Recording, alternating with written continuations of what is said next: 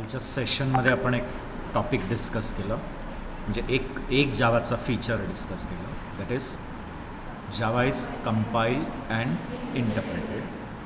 ते डिस्कशन झालं. मग सेकंड फीचरचं पण डिस्कशन झालं, फक्त आपण स्लाईडवर रीड नाही केलं. तर ते रीड करून घेऊ आणि मग पुढच्या फीचरला बघूया. ठीक आहे. तर सेकंड फीचर काय सांगितलं होतं, जावा इज प्लॅटफॉर्म इंडिपेंडंट आणि जावा पोर्टेबल आहे. मग आता जावा प्लॅटफॉर्म इंडिपेंडंट काय, तर सांगितलं की जर तुमचा सोर्स कोड सेम असेल तर प्रोड्यूस बाईट कोड पण काय असणार, इररेस्पेक्टिव्ह कोणत्या सिस्टमवर तो कंपाईल झाला. म्हणजे जर तो विंडोजवर कंपाईल झाला आहे, लिनक्सवर कंपाईल झाला आहे किंवा मॅक, आलेला बाईट कोड नेहमी काय असणार, जे कशासाठी ट्रू नसतं, C++. म्हणजे तिथे जरी प्रोग्राम सेम आहे तरी कोणत्या प्लॅटफॉर्मवर तो कंपाईल झाला आहे त्याची EXE वेगळी असते. म्हणजे जरी Cचा प्रोग्राम सेम असला तरी जर तो C प्रोग्राम मॅकवर कंपाईल केला, तो C प्रोग्राम विंडोजवर कंपाईल केला आणि तो C प्रोग्राम लिनक्सवर, तर आलेली जी एक्झिक्युटेबल आहे ती सगळ्या प्लॅटफॉर्मची काय नसते, इकडे सेम. म्हणजे कळलं ना मी. आणि काल डायग्रामॅटिकली पण दाखवलं होतं की जर ती विंडोज सिस्टम आहे, ओके, ही विंडोज आहे आणि हा विंडोजचा जावा कंपायलर आहे, getting, and he Linux system आहे आणि ह्या लिनक्स सिस्टमचा हा जावा कंपायलर आहे. ठीक आहे. आणि दोघांना प्रोग्राम सेम दिलेला आहे. म्हणजे यांचं म्हणणं आहे की जोपर्यंत प्रोग्राम सेम आहे, प्रोड्यूस झालेला बाईट कोड पण काय असणार. म्हणजे इथे जी डॉट क्लास येते ना बाईट कोड, गेटिंग, तर इकडे जर तुमचा डॉट जावा सेम असला तर तुमचा डॉट क्लास काय असणारच. ते त्याची स्पेशालिटी आहे. म्हणजे जावाची ही खासियत आहे की जर सोर्स कोड सेम आहे तर कंपाईल होऊन आलेला बाईट कोड एक्झॅक्टली काय असणार, सेम. आणि मी कालच्या लेक्चरला सांगितलं पण की आपण जेव्हा प्रोग्राम्स घेऊ प्रॅक्टिकली मी दाखवेन की तोच जावाचा प्रोग्राम मी विंडोजवर कंपाईल करेन, तोच जावाचा प्रोग्राम लिनक्सवर पण कंपाईल करेन. दोघांचे डॉट क्लास तुम्हाला डिरेक्टरीमध्ये दाखवेन. त्या दोघांच्या सायझेससुद्धा एक्झॅक्टली काय येतात. त्यालाच प्लॅटफॉर्म इंडिपेंडन्सी. म्हणजे तुमचा सोर्स कोड काय करायची गरज नाही, चेंज प्लॅटफॉर्म टू प्लॅटफॉर्म. तो platform independency says that if your source code is same, the produce byte code is irrespective on which platform you have compiled. Getting. आणि पोर्टेबिलिटीचा मिनिंग काय ते पण काल सांगितलं. पोर्टेबिलिटी मिनिंग कंपाईल वन्स, एकदा compile करा आणि ती आलेली जी बाईट कोड आहे ती तुम्ही कोणत्याही सिस्टमवर रन करू शकता, इररेस्पेक्टिव्ह ऑफ द प्लॅटफॉर्म. म्हणजे आता हा बाईट कोड मी विंडोजच्या इंटरप्रेटरला दिला, विंडोजचा इंटरप्रेटर, दॅट इज विंडोजची VM. विंडोजची VM तो बाईट कोड घेईल, त्याला मशीन कोडमध्ये कन्वर्ट करेल आणि त्याला त्याच्या अंडरलाईंग प्रोसेसरला देऊन टाकेल एक्झिक्यूट करायला. पण तोच बाईट कोड जर मी लिनक्सच्या VMला दिला, हाच बाईट कोड याच्या VMला डायरेक्ट कंपाईल नाही परत करणार, कंपाईल एकदाच केलं आहे कुठे, विंडोजवर, आणि ती जी आलेली बाईट कोड आहे ती मी देतो आहे कोणाच्या इंटरप्रेटरला, विंडोजच्या. विंडोजचा इंटरप्रेटर बाईट कोड घेईल, मशीन कोडमध्ये कन्वर्ट, त्याच्या अंडरलाईंग प्रोसेसरला देईल एक्झिक्यूट करायला. पण तोच बाईट कोड डिरेक्टली लिनक्सच्या VMला दिला तरी लिनक्सचा VM काय करू शकेल, त्या बाईट कोडला कशात कन्वर्ट करेल, त्याच्या मशीन कोडमध्ये आणि त्याच्या अंडरलाईंग प्रोसेसरला रन करायला देईल. गेटिंग. अँड वाईज वर्सा. जसं लिनक्सवर कंपाईल करून आलेला बाईट कोड आहे, तो बाईट कोड मी त्याच्या VMला दिला तरीही काय होऊ शकेल, रन. असं कशात होत नाही, सीमध्ये जर एकदा कंपाईल केला विंडोजवर आणि ती EXE आली तर ती कोणत्याही विंडोज सिस्टीमवरच रन होईल. ती EXE मी लिनक्सवर गेलो, मॅकवर गेलो आणि रन करायचा प्रयत्न केला, ती रन होणार नाही, कारण ती बाउंड टू त्या OS. हे न्यूट्रल आहे. हा बाईट कोड काय आहे? न्यूट्रल बाईट कोड आहे. सांगितलं ना लास्ट टाईम, तो हायपोथेटिकल मशीन कोड आहे. म्हणजे तो मशीन कोड कोणाशी बाउंड नाही आहे. ओ एस म्हणजे तोच बाईट कोड ह्याच्या व्ही एमला दिला किंवा ह्याचा बाईट कोड त्याच्या तरी ते काय होणार आहे? रन. आणि काल एक्झाम्पल पण मी दिलं की तुम्ही एकदा कंपाईल केलेला जावा कोड जगातल्या सगळ्या मशीन्सवर काय करू शकता. Let it be a smallest device, म्हणजे अगदी छोटा स्मार्टवॉच आहे पासून सुपर कम्प्युटर, जगातल्या सगळ्या मशीन्सवर काय आहे. सन मायक्रो सिस्टमनी इंटरप्रेटर बनवून दिलेलं आहे. म्हणून मी एका मशीनवर कंपाईल करून जो आलेला बाईट कोड आहे तो जगातल्या कोणत्याही व्ही एमवर काय करू शकेन. व्ही एम म्हणजे व्हर्च्युअल मशीनवर. गेले. आणि मग त्यालाच काय म्हणायचं? पोर्टेबिलिटी. आणि पोर्टेबिलिटी आपल्याला का मिळाली आहे? म्हणजे पोर्टेबिलिटी कशी अचीव झाली? Because of byte code. जावाचा एक्झिक्युटेबल हा काय असतो? बाईट कोड असतो. आणि तो बाईट कोड ज्याला आपण जावा एक्झिक्युटेबल म्हणतो किंवा machine code of a hypothetical machine, तो बाईट कोड जो असतो ना तो नेहमी काय असतो? सेम. जर तुमचा source code same, source code same आहे तर बाईट कोड सेमच असणार. तुम्ही कोणत्याही सिस्टीमवर काय करा कंपाईल, तुम्ही लिनक्सवर कंपाईल करा किंवा विंडोज. मग ह्या बाईट कोडमुळेच तर आपल्याला काय अचीव होतं? पोर्टेबिलिटी. गेले. तर पोर्टेबिलिटीचा प्रिन्सिपल काय कळला ना? पोर्टेबिलिटीचा प्रिन्सिपल काय? राईट वन्स अँड रन कुठेही रन करा. तो बेनिफिट आहे. आणि ते त्यांना त्यांच्या ग्रीन प्रोजेक्टमध्ये पाहिजे होता. हिस्ट्रीमध्ये मी सांगितलं की त्यांनी ते जे डिव्हाइसला कंट्रोल करायला सॉफ्टवेअर, ते डिव्हाइस बनवणाऱ्या कंपन्या वेगळ्या वेगळ्या असू शकतात ना, मग त्यांना प्रत्येक कंपनीचं सॉफ्टवेअर वेगळा लिहावा लागला असता. मग आत्ता ते काय करणार? एकदाच कंपाईल करून तो बाईट कोड, आणि तो बाईट कोड कोणत्याही कंपनीच्या डिव्हाइसवर काय होणार आहे? रन. गेले. आणि नंतर त्यांनी त्या पोर्टेबिलिटीचा बेनिफिट इंटरनेटमध्ये पण घेतला. आठवतं आहे आपण जेव्हा हिस्ट्री घेतली तेव्हा त्यांनी कन्सेप्ट ऑफ ॲपलेट आणलं. आणि मग ते ॲपलेट्स काय? Small Java program. मग बघा आता मी ॲपलेट बनवला, म्हणजे मी ॲपलेटचा डॉट जावा बनवला. माझ्या मशीनमध्ये तो ॲपलेट काय केला? कंपाईल. त्याचा डॉट क्लास आला. मग मी तो डॉट क्लास कशावर अपलोड करेन? सर्व्हरवर. आणि मग जगातले सगळे क्लायंट त्या सर्व्हरला काय रिक्वेस्ट करतील? तो ॲपलेट. आणि सर्व्हर तो ॲपलेट त्यांच्या त्यांच्या मशीन्समध्ये डाउनलोड करेल. आणि त्यांच्या मशीनचे व्ही एम त्या सेम बाईट कोडला काय करतील? रन. आणि त्यांच्या ब्राउझर्समध्ये ते आउटपुट दाखवतील. म्हणजे त्या पोर्टेबिलिटीचा बेनिफिट त्यांनी कशासाठी पण घेतला? To make applets. आणि इंटरनेट प्रोग्रामिंगमध्ये तोच बेनिफिट घेतला. का? कारण internet is a heterogeneous machine connection ना.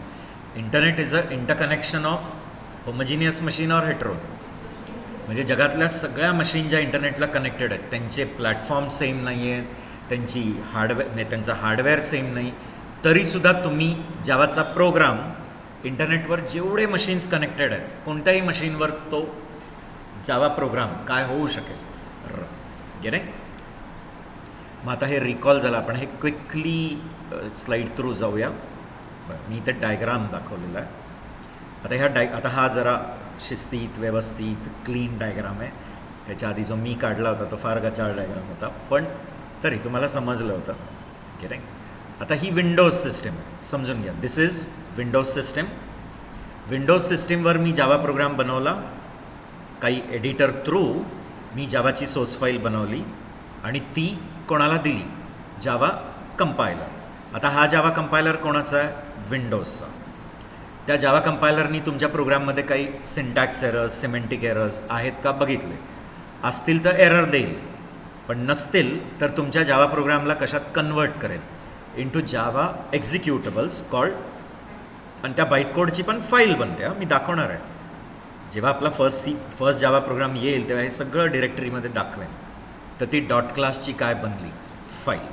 आणि मग ती डॉट क्लास तुम्ही त्याच्या सिस्टीमच्या व्हर्च्युअल मशीनला देणार. आता हा व्हर्च्युअल मशीन काय करतो? ही बाईट कोड घेणार आणि त्याला लाईन बाय लाईन कशात कन्वर्ट करणार आणि त्याच्या अंडरलाईन सिस्टीमला ते रन करायला देणार. पटतंय? क्लिअर? आता सेम प्रक्रिया कशावर चालली आहे? Linux system.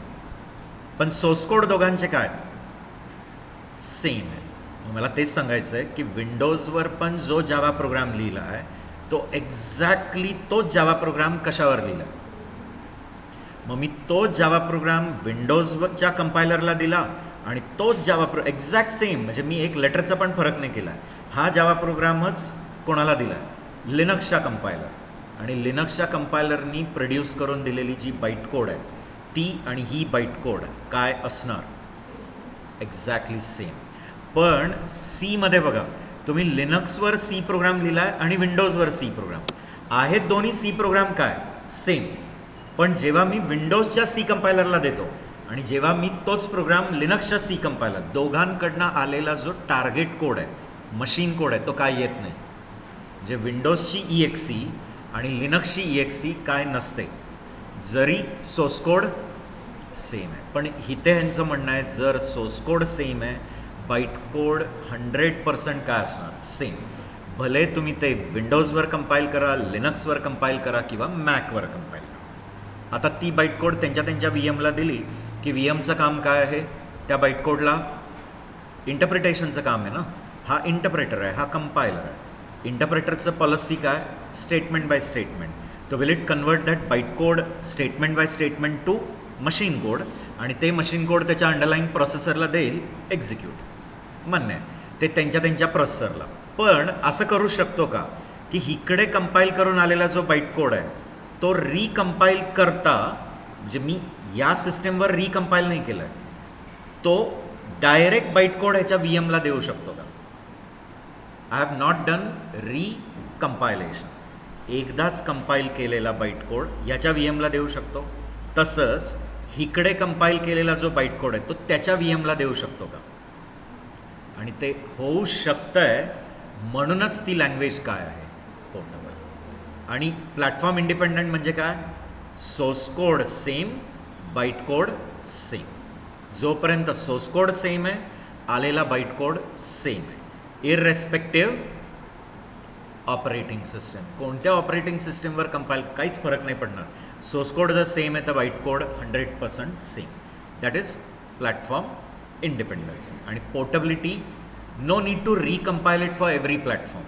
एका प्लॅटफॉर्मवर कंपाईल केलेला बाईट कोड जगातल्या सगळ्या सिस्टम्सच्या VMला काय करू शकतं, देऊ शकतं. आणि ते VMs त्याला काय करू शकतील, रन. मग इकडचा बाईट कोड त्याच्या VMला दिला तर त्याचा VM काय करेल, बाईट कोड घेईल पण कन्वर्ट कशात करेल, अशा मशीन कोडमध्ये जो विंडोजवर रन, आणि हा अशा मशीन कोडमध्ये आणेल जो लिनक्सवर रन. कन्सेप्ट कळला आहे, मला वाटतं समजलं आहे, डायग्रामॅटिकली कळलं आहे ना. ओके, आता ते कन्सेप्ट परत नीट वाचूया. The platform independency, already I told, unless and until the source code is different, your byte code will be sure same. See, platform इंडिपेंडन्सीचं मिनिंग काय, if the source code is same, the produced byte code has to be same irrespective where you have compiled it. म्हणजे तुम्ही compile कशावर केलं आहे त्याच्याशी matter नाही करत. ते लिनक्सवर कंपाईल केलं आहे, विंडोजवर कंपाईल केलं आहे, फरक पडणार नाही. पटतंय का. You compile it on Windows और you compile it on Linux, if your source code is same, the byte code is same. ठीक आहे, म्हणजे इंडिपेंडन्सीचा रूल कळला.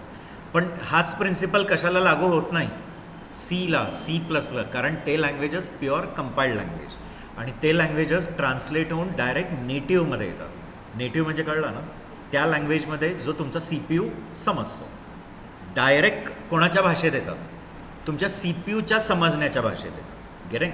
पण इथे जो बाईट कोड आहे तो बाईट कोड डायरेक्ट तुमचा CPU समजतो का, नाही. मग हा बाईट कोड कोणाला द्यावा लागतो, इंटरप्रेटरला, दॅट इज व्हर्च्युअल मशीनला. मग व्हर्च्युअल मशीन त्या बाईट कोडला कशात कन्वर्ट करतं, ॲक्च्युअल मशीन कोड. आता पोर्टेबिलिटीचं मिनिंग काय, एकदा कंपाईल करून आलेला जो बाईट कोड आहे तो तुम्ही जगातल्या कोणत्याही VMला देऊन टाका, जगातली एनी VM त्याला काय करू शकेल, रन. का, कारण त्या VMला त्या बाईट कोडचं नॉलेज आहे आणि त्याला त्याच्या अंडरलाईन प्लॅटफॉर्म आणि हार्डवेअरचं नॉलेज आहे.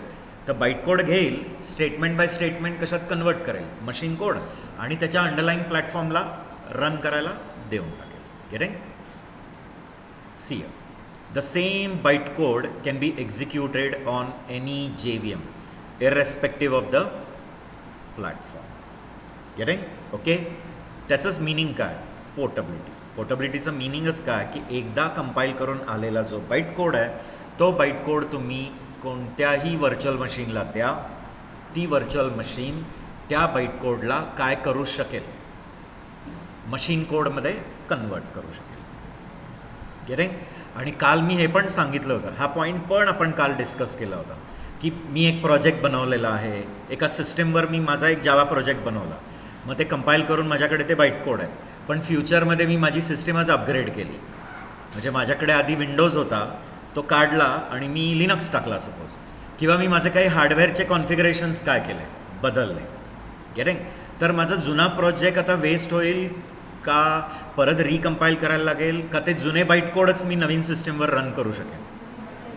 म्हणजे मला काय करायची पण गरज नाही आहे, रिकंपाईल.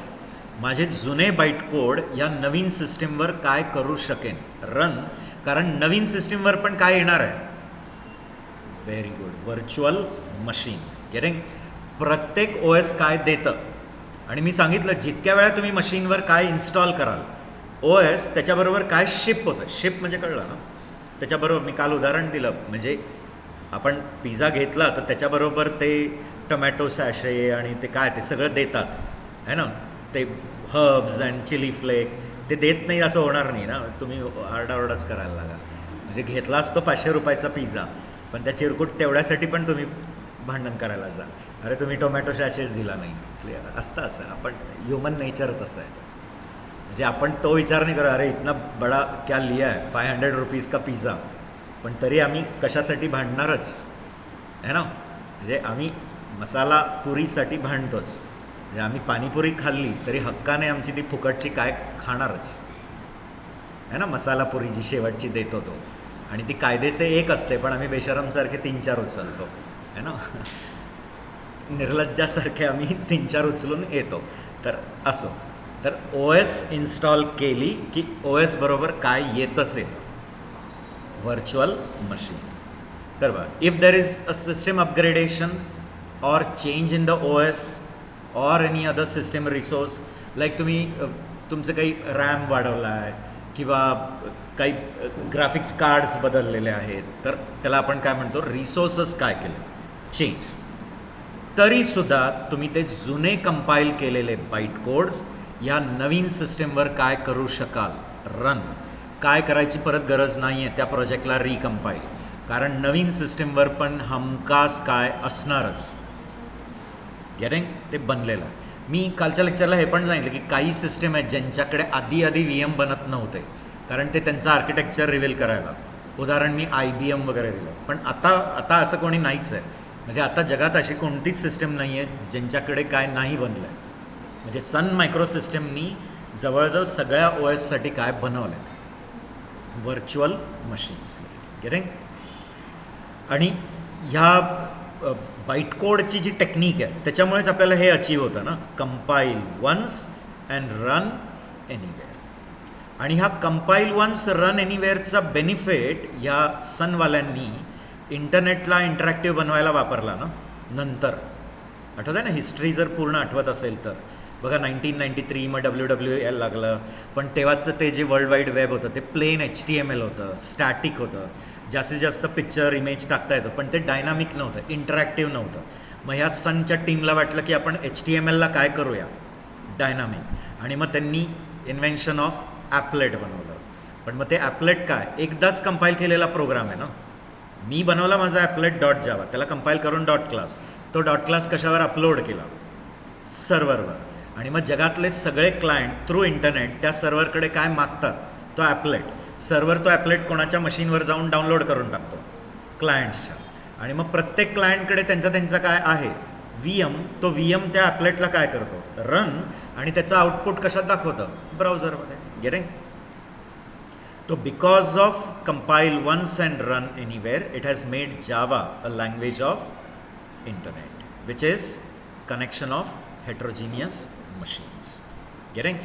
आणि हे लक्षात ठेवा की जावामध्ये डेटा टाईपचे साईजेस हे कधीच platform to platform architecture to architecture बदलत नाही, पण सीमध्ये असतं. माहिती आहे ना, सीमध्ये इवन पॉइंटरची साईज पण मी बऱ्याच वेळा सांगितलेली आहे, बऱ्याच वेळा हिला विचारा, आठवत आहे ना, पॉइंटरची साईज हां आर्किटेक्चर डिपेंडंट आहे.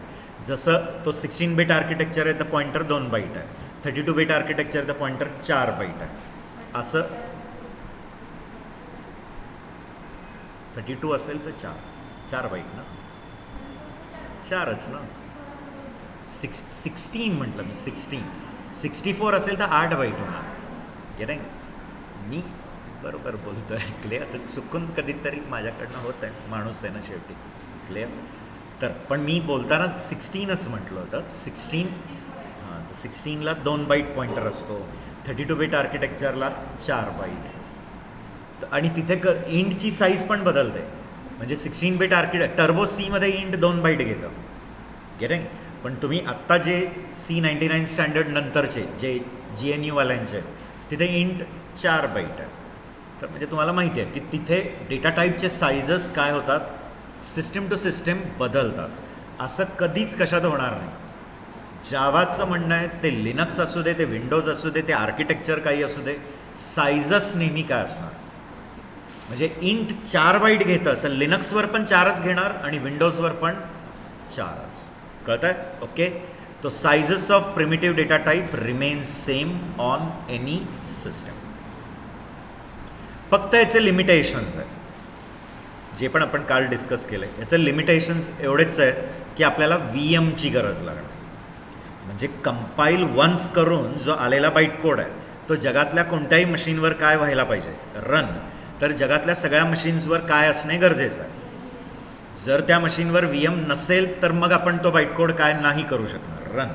पण तो प्रॉब्लेम पण आता एनीमोर राहिलेला नाही. मी जर सांगितलं ना, अगदी सुरुवातीला जेव्हा जावा आला त्यावेळेला काही सिस्टम्स आपला आर्किटेक्चर रिव्हील करायला तयार नव्हते त्यांना. आणि जर ते माहीत नसेल तर ते VM कसा बनवणार ना त्यासाठी. तर काही सिस्टम्स नव्हते म्हणून त्या सिस्टमसाठी काय बनवू शकत नव्हतं VM.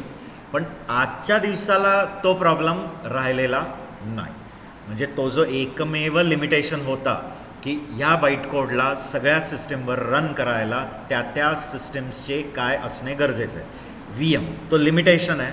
पण तो लिमिटेशन टुडेज डे राहिलेला नाही. कारण आजच्या घडीला जवळजवळ सगळ्या टाईपच्या OS मध्ये काय असतोच. तुम्ही जर ती OS इन्स्टॉल केली तर जावाची व्हर्च्युअल मशीन पण त्याच्यात ऑटोमॅटिकली काय होते, इन्स्टॉल. गेटिंग. तर लिमिटेशन काय आहे, every platform should have its own virtual machine. प्रत्येक प्लॅटफॉर्मची स्वतःची काय असणे गरजेचं आहे. पण मी सांगितलं आजच्या दिवसाला हा आता काय राहिलेला नाही problem. Getting. See I have written no more this issue. म्हणजे हा जो प्रॉब्लेम आहे ना की प्रत्येक सिस्टमवर VM असणे गरजेचं आहे, ती पण आता राहिलेली नाही आहे. का? कारण सन मायक्रो सिस्टमनी जवळजवळ जगातल्या सगळ्या OSसाठी काय बनवलेले आहेत. आता कॉमनली ना आपल्याला फक्त कोणत्या OS माहिती आहेत, एक लिनक्स माहिती आहे आणि त्या लिनक्सचे बरेचसे डेरिव्हेटिव्ज, ते सगळे डिस्ट्रोज आहेत ना, ते सगळे त्या लिनक्सचे डेरिव्हेटिव्ज आहेत ना. म्हणजे ओरिजिनल युनिक्सचा डेरिव्हेटिव्ह लिनक्स. युनिक्स फ्री नाही आहे, लिनक्स फ्री आहे. युनिक्स ओपन सोर्स नाही, लिनक्स ओपन सोर्स व्हर्जन आहे. कर्नल सेम आहे, पण म्हणजे आर्किटेक्चर दोघांचा काय सेम आहे. पण लिनक्स हा free open source version of काय, युनिक्स. गेले. पण मग त्याचे बरेच डेरिव्हेटिव्ज आहेत ना, कारण ते ओपन सोर्स असल्यामुळे बऱ्याच जणांनी काय केलं, सोर्स कोड घेतला, त्याच्यात बदल केला आणि परत त्यांनी त्यांच्या व्हर्जनची काय आणली, OS. मग ती उबंतू आहे, CentOS आहे, मग ते रेड हॅट आहे, ती काली लिनक्स आहे आणि कितीतरी आहे. आपल्या पुणे युनिव्हर्सिटीनी एक बनवलेली आहे. अशी सन मायक्रो सिस्टमवाल्यांनी पण तर त्यांची बनवली आहे ना, सन सोलारिसेस. पण जगातल्या कोणत्याही OS असू दे, ती मॅक असू दे, काही त्या ते ब्लूबेरीचे मशीन्स असायचे, म्हणजे फोन्स असायचे, त्यांची पण वेगळी OS असायची. प्रत्येक ते ब्लूबेरीचे असायचे ना, ते ब्लूबेरीचे फोन्स असायचे बघा, ते त्याच्यावर त्यांची वेगळी OS असते. म्हणजे बऱ्याचशा डिव्हायसेसला त्यांचे काय असतात, OS. पण OS बदलला जरी तरी सनवाल्यांनी सगळ्या ओ एससाठी काय बनवून ठेवलेलं आहे, व्ही एम. आणि त्यात नुसत्या बनवून ठेवल्या आहेत का प्रत्येक ओ एस बरोबर ते येतं आहे त्याच्याबरोबर. म्हणजे जेव्हा त्या कम्प्युटरवरती ओ एस इन्स्टॉल झाली की त्याच्याबरोबर ती व्ही एमसुद्धा आली त्याच्याबरोबर. गेटिंग? तर इथे तेच लिहिलं आहे की no more this issue because every system is shipped with V M. That is Sun Microsystem has developed virtual machines for all OS which is having knowledge of its underlying system. म्हणजे लिनक्सच्या V एमला त्याच्या underlying प्लॅटफॉर्मची information असणार, तर विंडोजच्या V एमला विंडोजचं knowledge आहे. Getting? म्हणून तर विंडोजचा V M त्या bite कोडला अशा मशीन कोडमध्ये आणेल जे विंडोजवर रन होईल आणि लिनक्सचा व्ही एम अशा मशीन कोडमध्ये आणेल जे लिनक्सवर रन होणार. Getting? Okay, I hope it is clear. इथपर्यंत तुम्हाला पटलेलं आहे. आता ॲक्च्युली मी जे फीचर्स दिले जे आपल्याला डिस्कस करायचे आहेत आहे ना, लास्ट टू लास्ट लेक्चर, त्यातले पहिले 2 फीचर्स आपण ओळखलेले आहेत. पहिला feature, Java is compiled and interpreted and Java is platform independent and portable. आता मी तिसरा फीचर काय दिला होता की जावा इज ऑब्जेक्ट असं दिला होता ना तिसरा, पण तो फीचर पहिलं डिस्कस करायला ऑब्जेक्ट ओरिएंटेड प्रोग्रामिंग काय ती पहिली डिस्कस करू. थोडक्यात शॉर्टमध्ये मी ऑब्जेक्ट ओरिएंटेड प्रोग्रामिंगचे मेन कॉन्सेप्ट्स काय आणि ओ पी कशावर बेस्ड आहे ती घेऊया आणि मग आपण त्या पॉईंटला येऊया. कोणत्या? त्या तिसऱ्या पॉईंटला की Java is object oriented programming. Getting? तर त्याच्या आधी आपण शॉर्टमध्ये प्रोसिजर ओरिएंटेड प्रोग्रामिंग आणि ऑब्जेक्ट ओरिएंटेड प्रोग्रामिंगचे मेन प्रिन्सिपल काय, म्हणजे त्या दोन्ही प्रोग्रामिंग कशावर बेस्ड आहेत त्या पहिला डिस्कस करू. मग ऑब्जेक्ट ओरिएंटेड प्रोग्रामिंगचे पिलर्स काय, म्हणजे ऑब्जेक्ट ओरिएंटेड प्रोग्रामिंग हे कशाच्यावर बेस्ड आहे, तर त्याचे जे मेन पिलर्स आहेत ते पिलर्समध्ये एक आहे क्लास, एक आहे ऑब्जेक्ट, एनकॅप्सुलेशन आणि मग बाकीच्या टर्मिनॉलॉजीज आहेत लाईक पॉलिमॉर्फिझम, इनहेरिटन्स, तर ते मी आता नाही घेणार. पण महत्त्वाच्या 3 गोष्टी ज्या आहेत, क्लास, ऑब्जेक्ट आणि एनकॅप्सुलेशन. आणि मग एनकॅप्सुलेशन कसं ॲब्स्ट्रॅक्शनला लीड करतं ते मी पहिलं डिस्कस करणार. आणि मग आपण परत कशाला यायचं, जावाचे फीचर्स. कोणते फीचर्स? तिसरा feature, Java is object oriented. Getting? आता पहिलं आपण डिस्कस करूया प्रोसिजर ओरिएंटेड प्रोग्रामिंग. गेटिंग? त्याच्या आधी प्रोसिजर म्हणजे काय, आता तुम्ही सीमध्ये शिकलेला आहात, म्हणजे सी तुमचं बेसिकली आधी झालेलं आहे. तर असं अज्युम करतं की ॲटलिस्ट सी प्लस प्लस नाही झालं तरी ठीक आहे, सोडून द्या, पण किमान काय झालेलं आहे सी. तर एक लक्षात घ्या, what is procedure. Procedure is a named code block. Procedure काय असतो? एक कोड ब्लॉक आहे जो काही स्पेसिफिक टास्क परफॉर्म करतो आहे. काही टास्क परफॉर्म, तो सोपा टास्क किंवा काही कॉम्प्लिकेटेड टास्क काही असू शकतो. एक लाईनचा कोड पण असू शकतो किंवा एनी कॉम्प्लिकेटेड कोड, मग तो फॉर लूप असेल, nested for loop, any business calculation होतं आहे काही. तर प्रोसिजर काय आहे? एक कोड ब्लॉक आहे आणि त्या कोड ब्लॉकला काय दिलं आहे, काही नेम दिलेलं आहे. गेटिंग? एक्झाम्पल फू नाव दिलं आहे, तो प्रोसिजर म्हणा, सब प्रोग्राम म्हणा, सब रूटीन म्हणा, सब टास्क म्हणा, कितीतरी नाव आहेत. गेटिंग? तर किंवा फंक्शन म्हणा, सिम्पल टर्म्समध्ये फंक्शन किंवा procedure, subroutine, subprogram. Getting? तर प्रोसिजर काय आहे? एक named code block which performs what, some specific task. पण ते टास्क कधी परफॉर्म? जेव्हा त्याला कॉल. अनलेस अँड अंटिल तुम्ही ती प्रोसिजर काय करत नाही, जोपर्यंत त्याला कॉल नाही करत तोपर्यंत तो कोड काय होणार नाही, एक्झिक्यूट. हे रूल लक्षात ठेवायचं आहे की प्रोसिजर्स डिफाईन केले पण ते प्रोसिजर्स तोपर्यंत रन नाही होत जोपर्यंत ते प्रोसिजर्स कॉल नाही. म्हणजे पार्किंगमध्ये BMW घेऊन ठेवलेली आहे पण ती फक्त पार्किंगमध्ये आहे, ती काय करतच नाही. चावी इग्निट करून असं ॲक्सेलरेट गिअरमध्ये टाकून रोडवर असं बाहेर मस्त फिरवून वगैरे आणत नाही. ती रोज फक्त कुठे आहे घेतली आहे, पार्किंगमध्ये ठेवली आहे आणि रोज जाऊन फक्त बघतो. म्हणजे काय? तुम्ही नुसतं त्याला काय केलं आहे डिफाईन, तुम्ही त्याला काय करत नाही आहे कॉल, म्हणजे तुम्ही त्याला युटिलाइज नाही करत. गेटिंग? तर पहिला बेसिक प्रिन्सिपल तुम्हाला कळला काय की प्रोसिजर काय. तर प्रोसिजर्स काय असतात? नेम्ड कोड ब्लॉक असतात. ते काही स्पेसिफिक टास्क परफॉर्म करतात. पण ते कधी ते टास्क परफॉर्म? जेव्हा पण तुम्ही त्याला कॉल कराल. म्हणजे जोपर्यंत ते कॉल होत नाही तोपर्यंत तो एक्झिक्यूट होणार नाही. आणि तोच टास्क आपण परत परत कॉल करू शकतो का? तोच तर त्याचा बेनिफिट आहे ना, रियुजेबिलिटी. एकदा डिफाईन केलेला टास्क मी 50 वेळा माझ्या प्रोग्राममध्ये कॉल करू शकतो का? यस. म्हणजे मी ते कोड काय करतो आहे? रियूज. म्हणजे मला परत परत ते कोड डिफाईन करायची गरज नाही. एकदा डिफाईन केलेला कोड मेन प्रोग्राममध्ये पाहिजे तितक्या वेळा कॉल. आता आपण प्रोसिजर काय ते कळलं. Procedure oriented programming. आता बऱ्याच लँग्वेज आहेत या ज्या कशाच्या प्रिन्सिपलवर बेस्ड आहे. प्रोसिजर ओरिएंटेड प्रोग्रामिंग हा एक पॅराडाईम आहे का? पॅराडाईम म्हणजे कळला मेथडॉलॉजी. मेथडॉलॉजी तर जशी आपल्या डे टू डे कामामध्ये पण मेथडॉलॉजीज असतात ना, जशी मॉम फॉलो करते. मॉम किचनमध्ये वेगवेगळे आयटम्स जेव्हा बनवते, ती काही साऊथ इंडियन बनवेल, ती काही इटालियन कॉन्टिनेंटल, ती काही पंजाबी बनवते, तर त्याची मेथडॉलॉजी वेगळी वापरते ना ती. प्रत्येकाची मेथडॉलॉजी काय वेगळी. तशी प्रोग्रामिंगच्या पण काय आहेत मेथडॉलॉजीज, त्यांना आपण काय म्हणतो? पॅराडाईम्स. गेटिंग?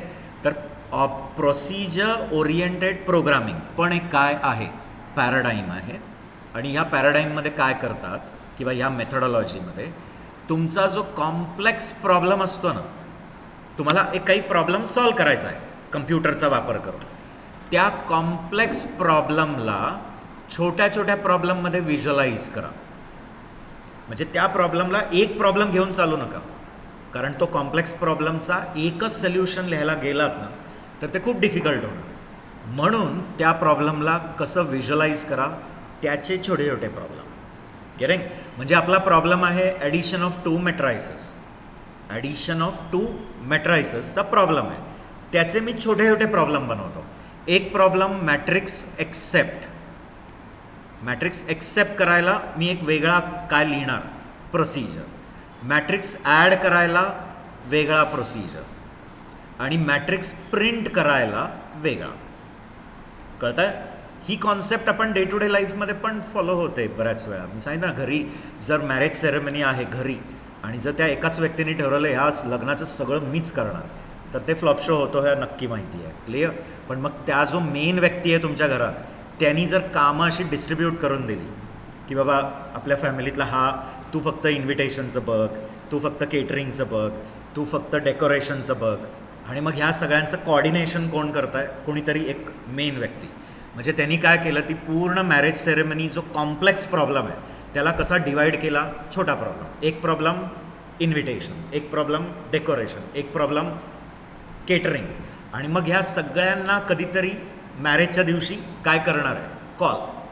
म्हणजे ते कोड्स काय करायचे? यूज. मग मेन प्रॉब्लेमला छोट्या छोट्या प्रॉब्लेममध्ये काय करा? डिवाईड. त्या प्रत्येक छोटे प्रॉब्लेमचे काय लिहा? प्रोसिजर्स. आणि मग ते प्रोसिजर्स मेन प्रोग्राममध्ये कॉल करा.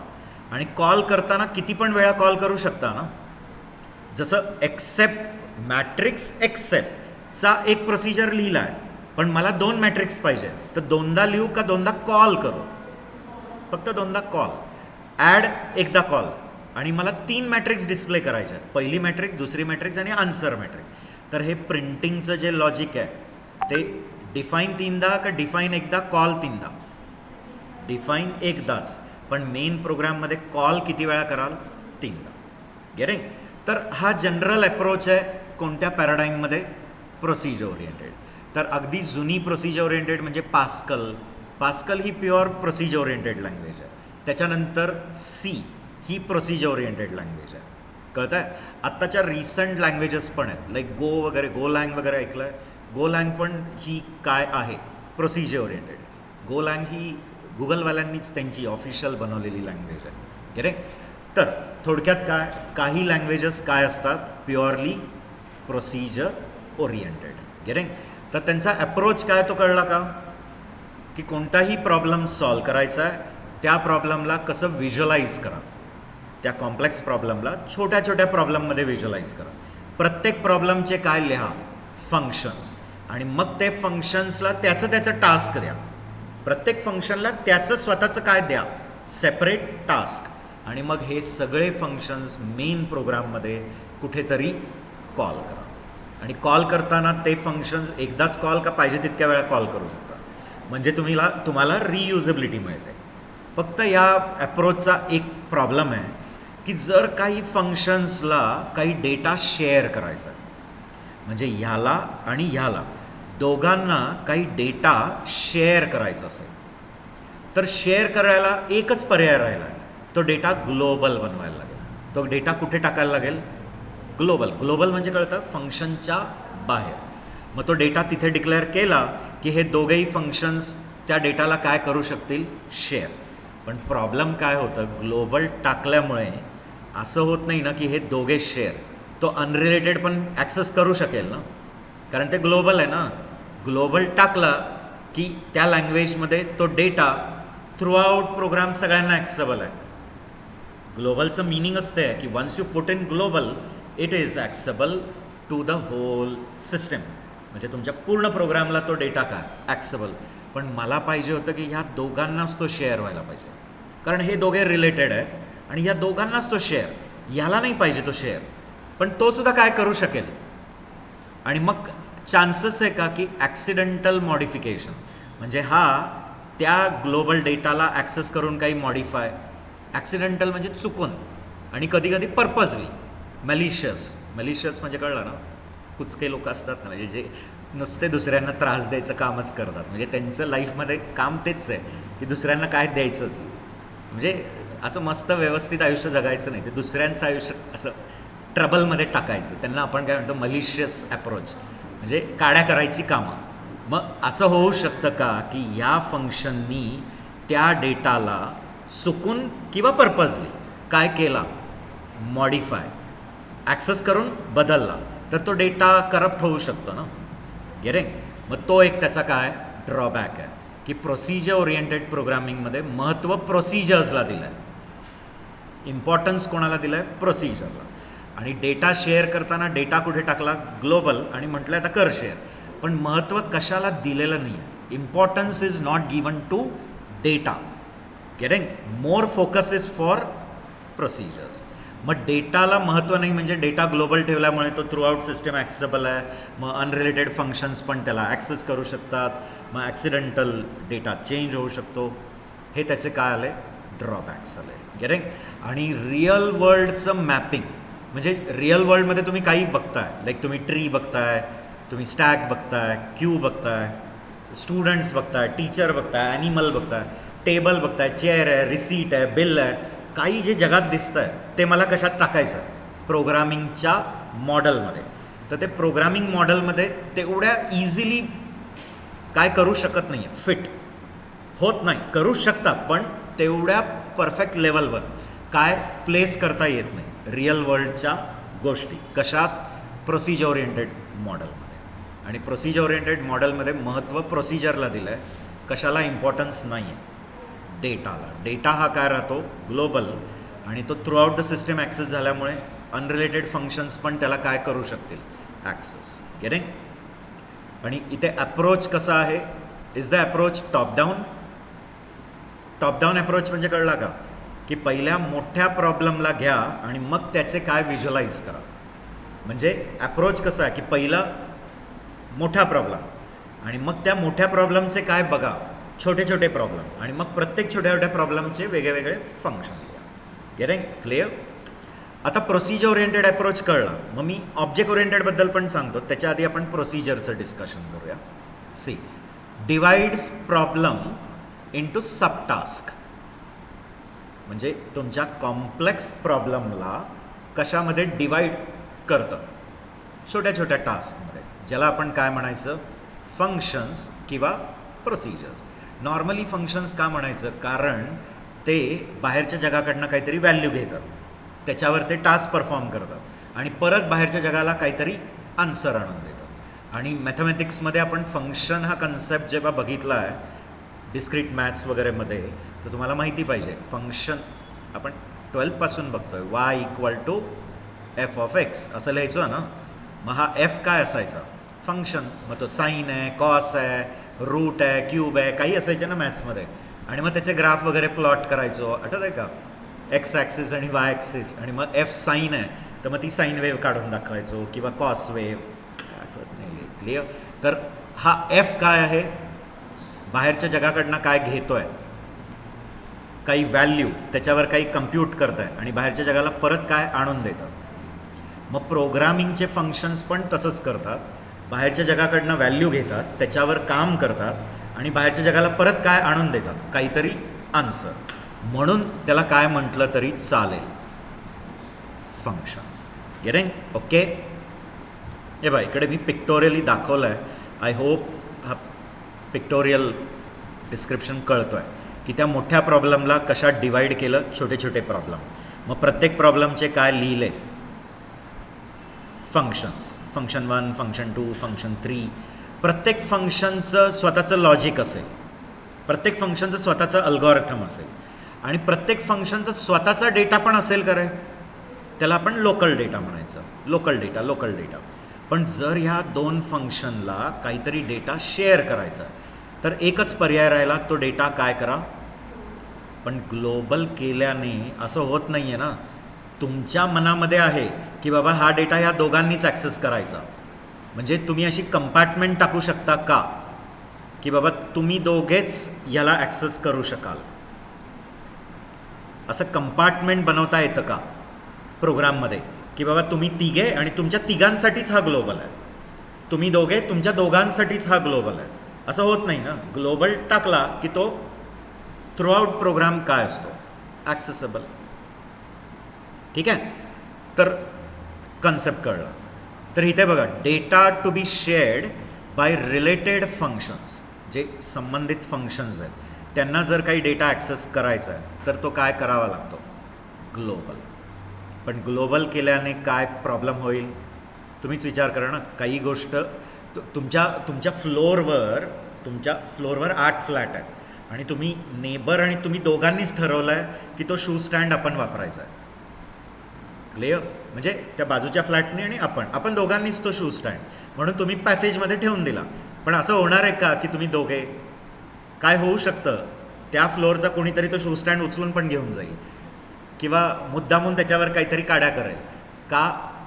कारण ते कॉमन पॅसेजमध्ये ठेवल्यामुळे ते डायरेक्ट कोणाला ॲक्सेसेबल आहे, त्या फ्लोअरच्या सगळ्या 8 फ्लॅटला ॲक्सेसेबल आहे ना.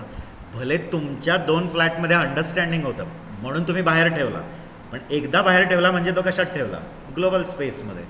कोणीही काय करू शकतं ॲक्सेस. गेटिंग? मग तसंच आहे, ग्लोबल ठेवल्यामुळे असं होणार नाही की हे दोघेच त्याला काय करू शकतील. अनरिलेटेड फंक्शन्ससुद्धा त्याला काय करू शकतील, ॲक्सेस. म्हणजे महत्त्व कोणाला दिलेलं नाही. क्लिअर? नेक्स्ट, लेस रिअल वर्ल्ड मॅपिंग. मी सांगितलं ना, रिअल वर्ल्ड मॅपिंग म्हणजे जगात तुम्ही काही बघताय ते लिव्हिंग थिंग्स आहेत, ते नॉन लिव्हिंग थिंग्स आहेत, ते विजिबल थिंग्स आहेत. कळतंय का? म्हणजे जगातल्या अशा वस्तू ज्या सजीव आहेत, निर्जीव आहेत, कशालाही मला कशात टाकायचं आहे प्रोग्रामिंगच्या मॉडेलमध्ये. म्हणजे मी रिअल वर्ल्डमध्ये स्टुडंट बघतो आहे, मग मला त्या स्टुडंटला प्रोग्राममध्ये टाकायचं. रिअल वर्ल्डमध्ये कार बघितली, बाईक बघितलं आहे, कॅट बघितला, डॉग बघितला, ह्या सगळ्यांना मला कशाच्या मॉडेलमध्ये उचलून ठेवायचं आहे, प्रोग्रामिंग मॉडेल. तर ते करू शकता, पण तितक्या एक्सटेंटपर्यंत काय होत नाही प्रॉपर मॅपिंगला. गेटिंग? मग ऑब्जेक्ट ओरिएंटेड पॅराडाईम काय आहे? आता तर आपण फक्त हे 2 पॅराडाईम्सचं डिफरन्स बघतोय. मग मी कशाबद्दल डिटेल सांगणार आहे. ऑब्जेक्ट ओरिएंटेड पॅराडाईमचे पिलर्स म्हणजे त्याचे बझवर्ड्स किंवा त्याचे बिल्डिंग ब्लॉक्स. म्हणजे ऑब्जेक्ट ओरिएंटेड प्रोग्रामिंग कशावर बनलेली आहे, कळत आहे ना. जसं बिल्डिंग कन्स्ट्रक्ट करायला ब्रिक, सिमेंट, स्टील सगळं लागतं, तसं OOP कशावर बनते तर क्लास, ऑब्जेक्ट, एन्कॅप्सुलेशन, हे सगळे टर्मिनॉलॉजीज पहिले बघायचे आपण. आणि मग आपण येऊया की का जावा ऑब्जेक्ट ओरिएंटेड आहे. क्लिअर? आता ऑब्जेक्ट ओरिएंटेड प्रोग्रामिंगचं पॅराडाईम काय, म्हणजे या प्रोग्रामिंगची अप्रोच काय. क्लिअर? सांगतो. आय टेल यू कसं बेस्ड आहे.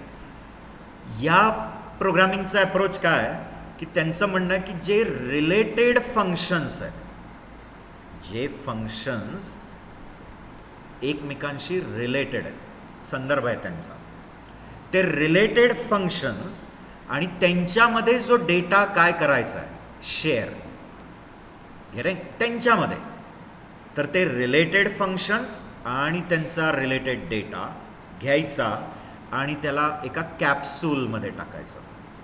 असे कॅप्सूल्स बनवायची पद्धत कशात नव्हती, ऑब्जेक्ट ओरिएंटेड प्रोसिजर ओरिएंटेड, पण यांनी तशी दिली आहे. म्हणजे यांचं म्हणणं आहे की तुम्ही प्रोग्राममध्ये काय ग्रुप करू शकता तुमचे फंक्शन्स. मग तुमचे रिलेटेड फंक्शन्स, त्याला ॲक्च्युली फंक्शन्स नाही म्हणत, ते मेथड्स म्हणतात. They call it as methods.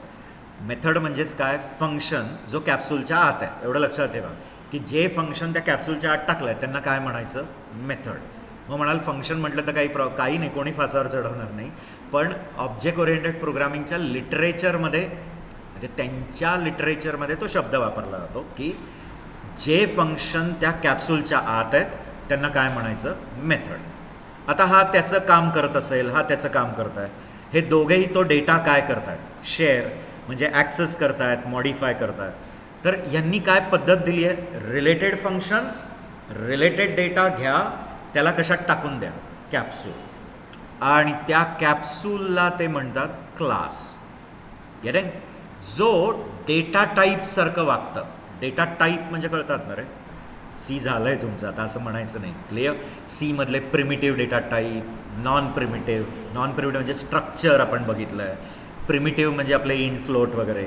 तर तुम्हाला डेटा टाईप काय ते माहिती आहे. तर ह्यांचं म्हणणं आहे हे जे कॅप्सूल्स तयार होतील ना त्याला काय म्हणायचं, क्लास, जे कशासारखं बिहेव करतील, डेटा टाईप. आणि मग त्यांचं म्हणणं आहे ह्याचे कॉपीज बनवा, आणि त्या कॉपीजला त्यांचं म्हणणं आहे की ते ऑब्जेक्ट्स आहेत. मग कॉपीज काय ऑक्युपाय करतात, मेमरी. हा क्लास फक्त डिझाईन आहे, ब्लू प्रिंट आहे, टेम्पलेट आहे, आणि या टेम्पलेटचे हे ऑब्जेक्ट्स प्रोडक्शन आहे. कळत आहे का? जसं ऑटोमोबाईल इंजिनियर त्या कारची पूर्ण डिझाईन बनवतो आणि मग ती डिझाईन प्रोडक्शनवाल्याला देतील, आणि मग प्रोडक्शनवाले त्या डिझाईनपासून हंड्रेड्स ऑफ काय बनवतील, कार. मग रोडवर ज्या 100 कार आल्या आहेत त्या कोण आहेत, ऑब्जेक्ट. पण ते सगळे ऑब्जेक्ट बनलेत कशापासून, त्या एका डिझाईनपासून. तर ते डिझाईन म्हणजे क्लास, आणि त्या डिझाईनचे जे प्रोडक्शन्स आहेत ते ऑब्जेक्ट. येतो आहे मी त्याला अजून डिटेलमध्ये बोलणार आहे. आपण क्लास, ऑब्जेक्ट ह्याच्याबद्दल डिस्कस करणार आहे. आता फक्त लक्षात घ्या की ऑब्जेक्ट्स हे ह्याचे काय आहेत, कॉपीज आहेत, आणि मग त्या कॉपीज एकमेकांशी काय करणार, इंटरॅक्ट. गेटिंग? पण त्या कॉपी इंटरॅक्ट कशाच्या वाया करणार, या फंक्शन्सच्या वाया.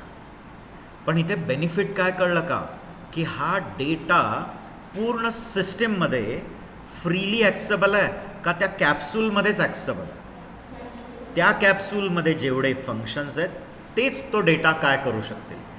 म्हणजे वाटतोय ग्लोबलसारखा, पण तो ग्लोबल कोणाला नाही आहे, पूर्ण सिस्टीमला.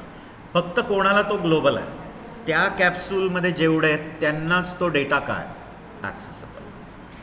पटतंय? म्हणजे या प्रोग्रामिंगच्या ॲप्रोचमध्ये सगळ्यात महत्त्व कोणाला दिलं आहे, क्लास बनवण्याच्या प्रक्रियेला. म्हणजे काय बनवायची प्रोसेस आहे, त्यांचे म्हणणं काय की तुम्ही रिलेटेड काय घ्या, फंक्शन्स, त्यांचा रिलेटेड डेटा, आणि त्याला कशात टाका, एका कॅप्सूलमध्ये, त्याला क्लास म्हणायचं.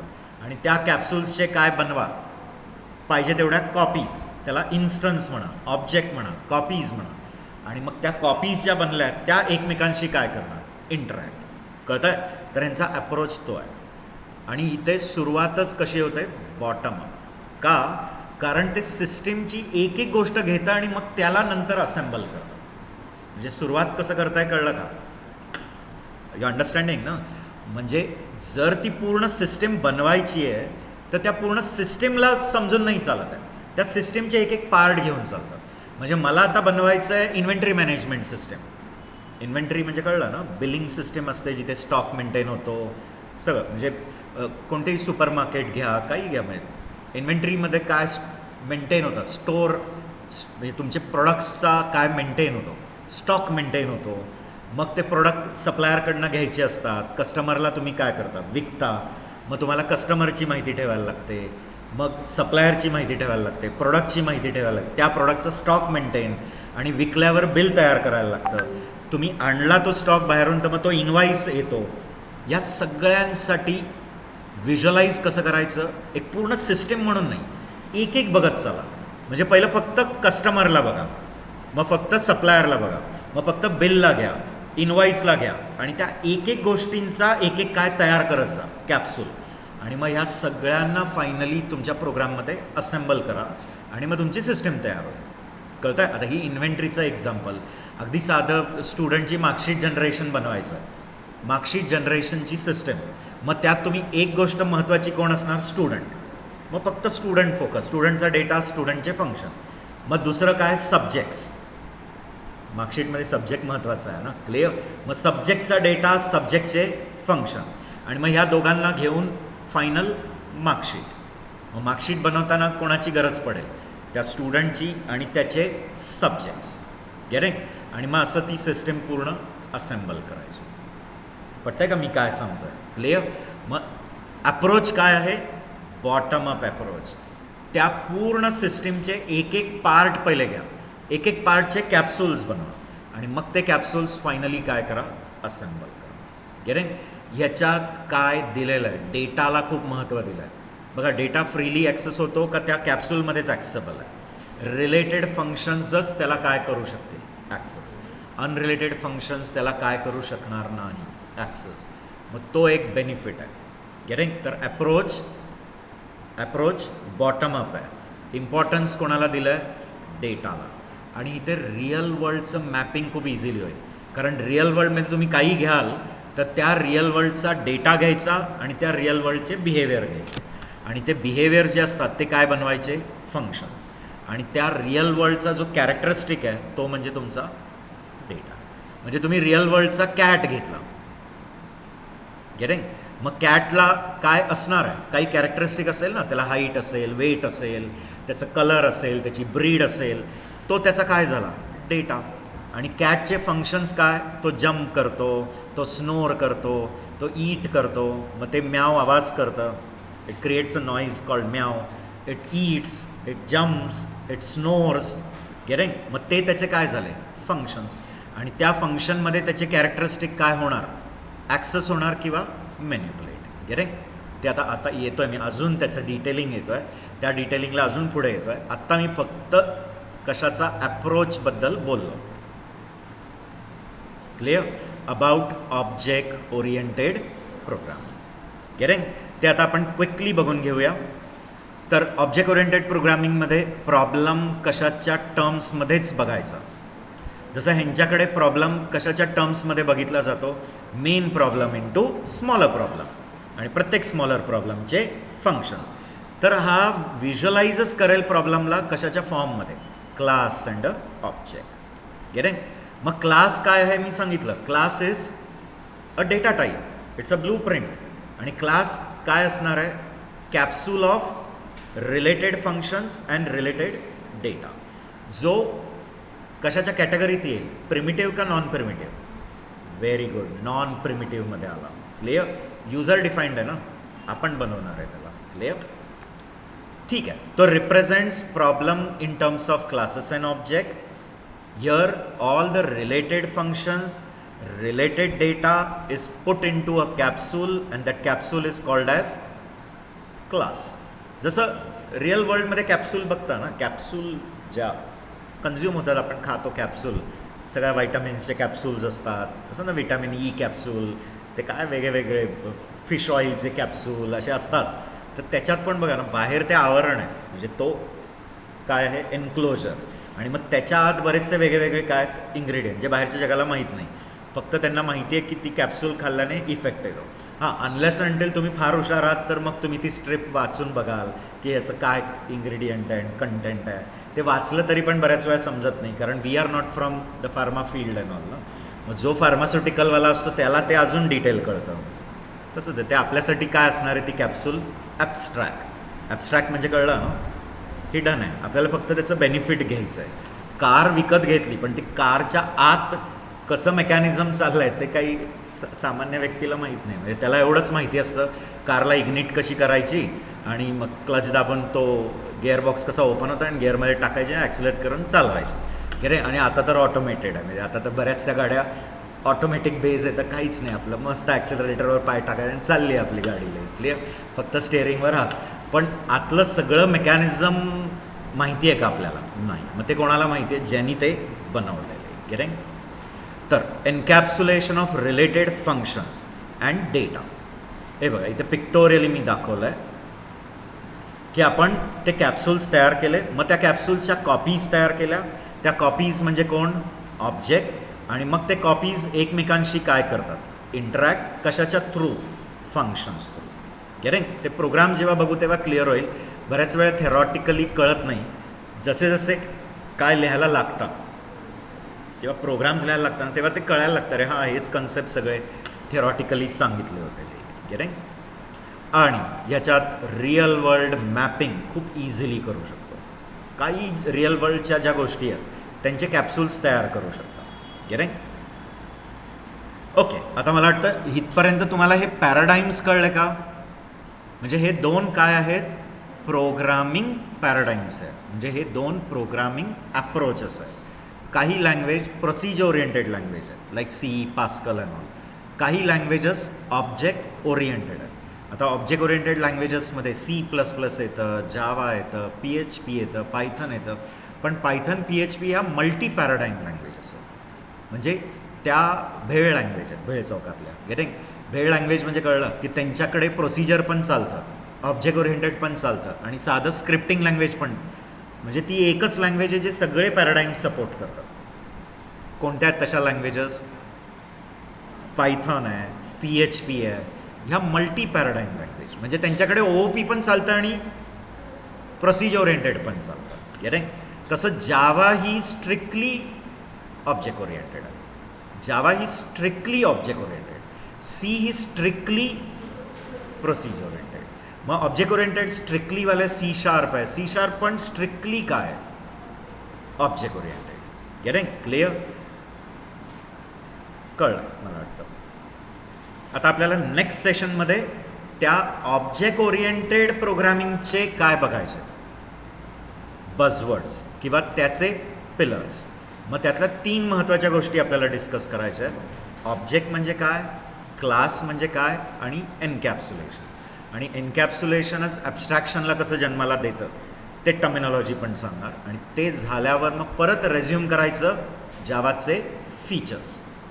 कोणता फीचर? तिसरा फीचर की Java is object oriented. Getting? मग त्याच्यानंतर अजून 2 फीचर राहणार आहेत, तेव्हा फीचर्स संपतील. फीचर्स संपल्यावर मग आपण फर्स्ट जावा प्रोग्राम सुरू करणार. तर it takes time but you need to have patience. Java शिकायला आला आहे म्हणजे तुम्हाला पेशन्स ठेवायचा आहे. नसेल तर मग you are at a wrong place. Search some other classes. Getting?